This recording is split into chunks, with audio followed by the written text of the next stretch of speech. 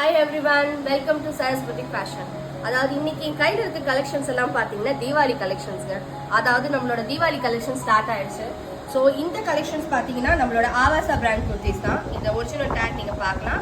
Original manufacture கிட்ட இருந்து வாங்கினது தான். வித் ப்ரைஸ் டேகோட நம்ம கிட்ட இருக்கு. நம்ம கிட்ட வந்து எஸ்லேருந்து XXL சைஸ் வரைக்கும் எல்லாமே அவைலபிளாக இருக்கு. ஸோ இந்த குர்த்திஸை நான் ஒவ்வொன்றா வந்து உங்களுக்கு விரிச்சு காட்ட போகிறேன்.